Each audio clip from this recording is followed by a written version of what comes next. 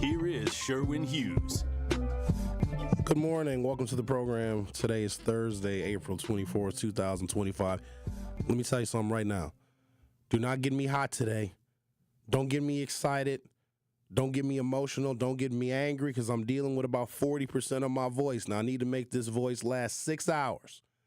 I need 3 hours of this voice today, and I need 3 hours of this voice for tomorrow. So we're going to talk about some stuff today that's going to trigger a whole bunch of people. But don't get me triggered. I'm over here trying to provide some perspective. I did listen to the YN show this morning, Ben and Carrie. Talked about a variety of titillating topics, including Shannon Sharp, which I'm not going to touch that. But I think that there is a broader societal debate that is going on, one that is not necessarily political, but it is social. And it's also the very core of our community, and it's dating and relationships, especially because people are having less children. I read some stuff yesterday where the Trump administration wants to offer a $5,000 incentive for people to have more children. But in order for that to happen, there has to be connections between people. And I know we get all in our feelings when somebody is, dating younger or dating older. Like, who are we to judge that? But also, when it goes wrong, it proves a bias that we have. So an example, the most generic example I could ever give is an older black man, fill in the blank, it doesn't have to be Shannon Sharp, it can be anybody, dating a younger white woman. And let's say that relationship completely explodes. It is the worst case scenario. That black man is accused of all sorts of things. There's a lawsuit. There's sexual assault allegations, and then here come the women piling on. That's what you get for dating younger women. That's what you get for dating a white woman, et cetera, et cetera. The racial dynamic just proves a bias that people already have. If there are black women who are unwed and single, and they see a black man that they would actually like to be with, and that black man clearly is not with them, but is with a white woman, then it makes it easy for black women to coalesce around how horrible that black man is, and this is what he gets for dating that white woman. The black women, it could be women of any race, but the black women that really pile on and really, talk really negatively about that black man for dating this younger white woman already had a bias against white women, quote unquote, stealing black men. Let me be abundantly clear. No one can steal anybody, and I wish that we would stop using that damn term. The only thing that was stolen was us from Africa. Ain't no woman coming to steal your man. He wanted to go. Fellas, no man can steal your woman. She probably had 1, if not 1.5 feet already out of the door, so we got to stop it. If you were deficient, and here's the thing, people know what their deficiencies are. By the time you get to a certain age and you realize that your relationships are not working out, it is either your inability to choose or you try to keep your crazy so under wraps that by the time your crazy comes out, and eventually it will, the person is already in love with you and it's harder for them to leave. By the time you get to a certain age, especially if you want to be married, and some people actually do. Personally, I don't. There was a period of time, it was a phase in which I thought I needed to get married. But then when I realized why I thought that, the reason was wrong. I thought I needed to get married because of damn peer pressure and family pressure. Screw both of them. I am not going to let family nor my peers pressure Sherwin into something that Sherwin doesn't want to do. Because if I did it to appease my peers and my family, in the event that those marriages dissolve, my peers and my family are not going to be there for me like they were when they were encouraging me to get married in the first damn place. Now, the game is very different when you are dating for companionship. Not when you're dating for marriage, that's different. But when you're dating for companionship or just for fun or dating recreationally, then you can explore whatever you want. Stop judging these folks. Because a lot of us get angry because we see people doing things that we simply cannot do. They've got access to people that we would never have access to. It's like abundance, right? You don't know the person that you would be if you could have everything. Think about this for a second. If you could have anything you wanted any time of the day,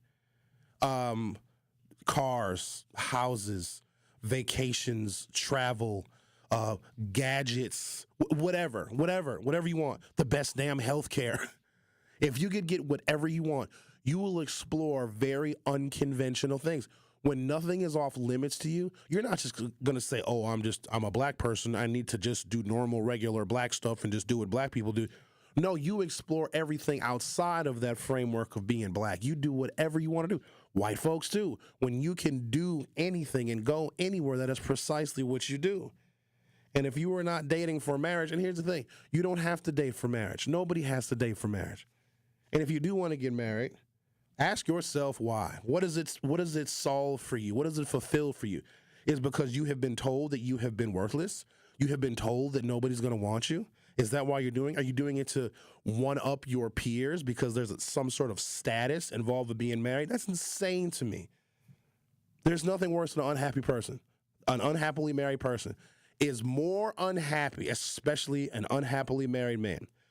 An unhappily married man, but tells everyone that his wife is lovely and his marriage is beautiful and he loves his wife so much. That man who is unhappily married that has to lie about the status of his marriage is more unhappy than a man who is single and lonely. Do I need to say that one again for the people in the back? An unhappily married woman is more miserable than the single woman that wishes she was married because she feels alone and sad. If Michael Jackson, that was a bit of a plot twist, wasn't it? If Michael Jackson was allowed, for those of you that believe Mike was innocent, and it's a lot of you, probably the majority of you think that Mike was innocent in what he was accused of. And you give Michael Jackson grace because he didn't have a childhood. Because Michael Jackson gave his childhood to us. He performed for us. He sang for us. He danced for us. He was on television for us.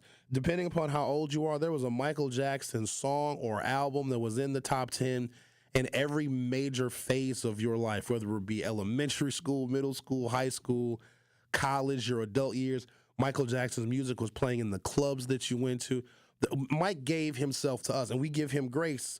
And we say, Mike, it was okay that you built a damn amusement park and you slept in the bed with children because you didn't have a childhood. So we give Michael Jackson that. Or the people that believe he is innocent make up an excuse for Michael Jackson because he didn't have a childhood. It was okay for him to play with children. Think about this for a second. What if a man was completely unattractive to women until he started to get in his 30s or in his 40s? 40s is a better example. He started to focus on himself, his health, his fitness, his wealth. He started to invest his money. And by the time a man is in his 40s, his financial future becomes a little bit more clear. When we're in our 20s and our 30s, we need several decades to build any kind of financial future unless we inherited money. But if men are going to do it on their own the hard way by being frugal and learning how to save and learning how to invest, we're not positive on the net worth side until we're in our 40s, 50s, 60s, et cetera, right? Which also explains why women may want to date men who are a little bit older, because it takes time. Like, money needs to grow over time. You don't get rich overnight unless you're an athlete or an actor or something that's usually unobtainable for most women. But let's say this man, he didn't go on any dates. He didn't date nobody in college. He didn't go to prom. You know, in his 20s, he was focused on building his career. Like, maybe he had strong male guidance. Strong male mentors, I think, are more needed when a man is in his 20s, mid-20s and late 20s than when he is a teenager. Because the 20s are a very confusing period for a man because you don't really know what you are. You know what is expected of you, but you cannot necessarily provide it. You look around your environment, you see all of these other men that are doing better, and the one thing that these men that you may aspire to be have over you is age, you see. And even some of these older guys are getting younger and prettier women. That's not a mistake. Y'all stop thinking that's a mistake and then stop having all these beefs when an older man is dating a younger, attractive woman. Problem is, some women think they got to spend all of their beautiful years, their young, youthful years, getting a degree and getting a job, trying to achieve the things that a man is achieving. And then they think magically one day when they achieve all of these things and they get all the degrees and they get the jobs and they get the promotions and they get the house, then all of a sudden their prince will come. No, your prince passed you. He did, and that's just a dose of reality. I'm sorry if you don't want to hear it. Now, again, that's not everybody. But let me just accomplish all of these things. And a lot of times, overachievement is a trauma response. Somebody, they work extra hard, they work extra hours, they work a second job, they go to night school, they go to law school. They're trying to prove to themselves and other people that they're good enough. And then because they put so much time, effort, and money into overachieving and getting the job and getting the promotion and working extra hours and getting that law degree and getting that master's degree, they believe that all of that stuff that they did to prove to themselves that they're worthy, somebody else will see them as worthy as well. It'll never happen that way. It'll never happen that way. But if Michael Jackson was allowed to hang out with children because he didn't have a childhood, the man who is now, he's more attractive, he's more confident, he's in his 40s now, he's in his 50s now, he's got oodles of money, he's got status, he's got influence. But because when he was in his 20s, women didn't want him, now he's able to go back and date women in their 20s, because when he was their age, he was nothing. Now, it may have taken him 50 years to get to a point where he is desirable and he's attractive and he's wealthy enough and has status and all these other things. So he'll date women in their 20s because when he was in his 20s, they were completely off limits. And for somebody to say, well, he needs to just date women his own age, for what? For what? That man can still start a family at 62 years old. For what reason? And I know some of y'all are saying, well, he shouldn't be dating young women. Why not? The new flex in America, I don't know if y'all been paying attention, is to be your oppressor. The new flex is to mimic your oppressor. If our oppressor, that the one that has oppressed us as black people, hates illegal aliens and hates migrants and hates Mexicans, guess what? So do we. If toxic masculinity is dating young women, then older women start to date younger men. Did you follow that? If an example of toxic masculinity is this old ratchet dude is dating a woman that is 24 years younger than him, that's toxic masculinity. What are you trying to do? Manipulate her? But then a woman who's dating a man 24 years younger than her is just mimicking toxic masculinity. The new flex is becoming your oppressor. Here's what's wild in these age wars when it comes to who can date who. And it's usually people that are single and lonely are wondering why all of these other people are getting dates and are going out with these people, et cetera. It's the people that have, because if you actually had stuff to do and stuff to worry about, like that's what you'd be doing and worried about. But the most toxic of them all, if you guys want to look at age differences, is Donald Trump and Melania. Oh, you guys don't talk about that one for some reason. Donald Trump is 24 years older than Melania, and nobody even says nothing about that.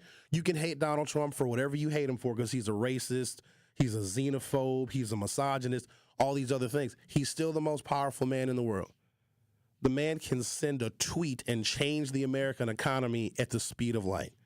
The most powerful man in the world. Not only is he dating, married to a woman and has a child with a woman that is 24 years younger than him, Melania ain't but 11 years older than Ivanka, his daughter. Who's the oldest? Eric? No, what? Don Jr. Don Jr. is damn near 30 years older than Barron. And don't nobody say nothing about that. So we're going to talk about it today. I also have a list of famous women, and this is not me throwing shade, but I got a list of famous women that date younger men.